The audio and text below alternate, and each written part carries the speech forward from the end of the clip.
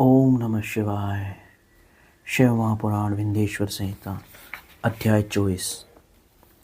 महर्षियों, पूर्व में आपने भगवान शिव के नाम की महिमा का अध्ययन सुना। अब भस्म का महात्म्य सुनो, जो समस्त पावन वस्तुओं को भी पावन करने वाला है। महर्षियों, भस्म संपूर्ण मंगलों को देने वाला एवं उत्तम है। उसके दो भेद बताए गए हैं, सावधान होकर सुनो। एक को महाभस्म कहते हैं, दूसरे को अल्प भस्म कहते हैं। महाभस्म के भी तीन भेद हैं, शौथ, स्मार्त और लौकिक। स्वल्प भी कई प्रकार के भेदों से वर्णन किया गया है। श्रौत और स्मार्त भस्म केवल द्विज ही उपयोग में लाने के योग्य हैं। तीसरा जो लौकिक भस्म है, वह अन्य सब लोगों के लिए भी उपयोग में आ सकता है। श्रेष्ठ महर्षियों ने यह बताया कि द्विजों को वैदिक मंत्र के उच्चारण पूर्वक भस्म धारण करना चाहिए।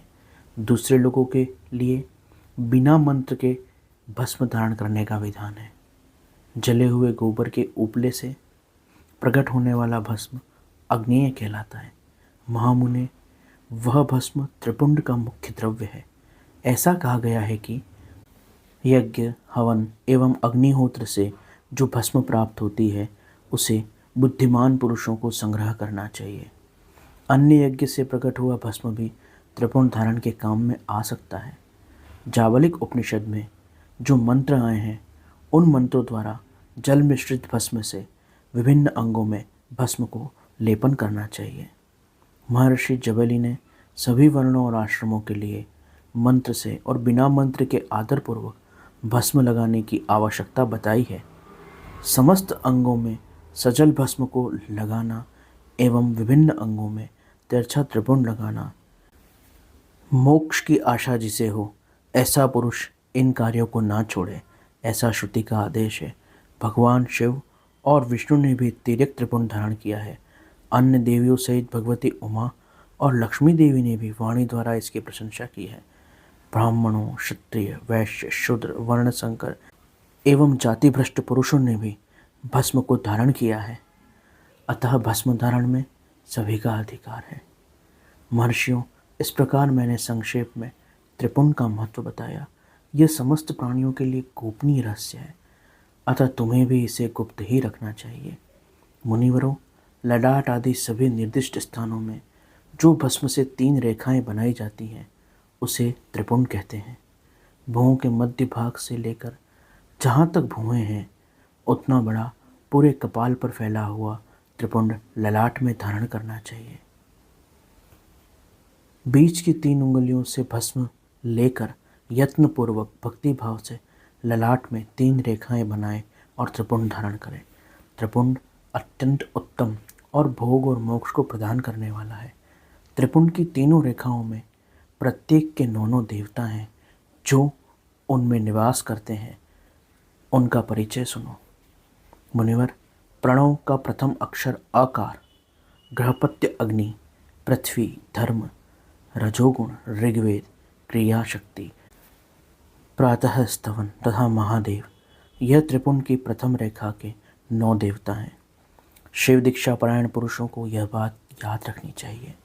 प्रणव का दूसरा अक्षर उकार, दक्षिणाग्नि, आकाश, सत्वगुण, यजुर्वेद, मध्य दिन स्तवन, मध्य संध्या, इच्छा शक्ति, अंतरात्मा और महेश्वर, ये दूसरी रेखा के 9 देवता हैं।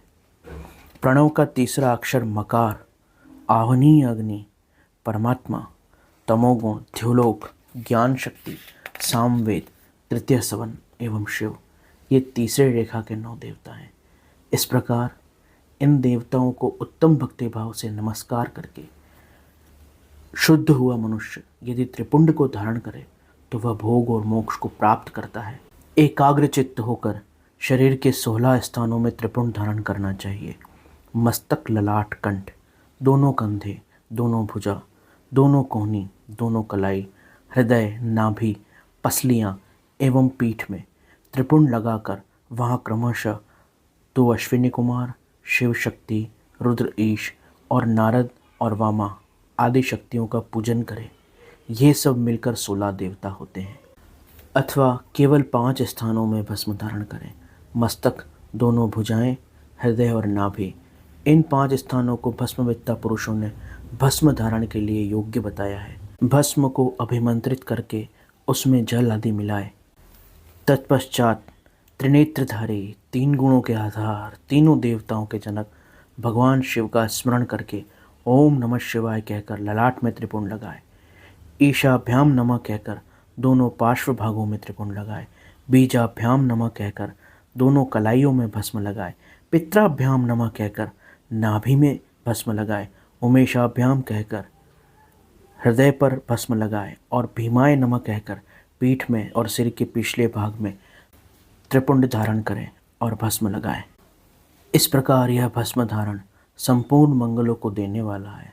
यह उत्तम है एवं कामनाओं को पूर्ण करने वाला है, पापों को नाश करने वाला है। इस प्रकार शिव महापुराण विंध्येश्वर संहिता 24वां अध्याय यहाँ संपूर्ण हुआ। शेष अगले अंक में। ओम नमः शिवाय।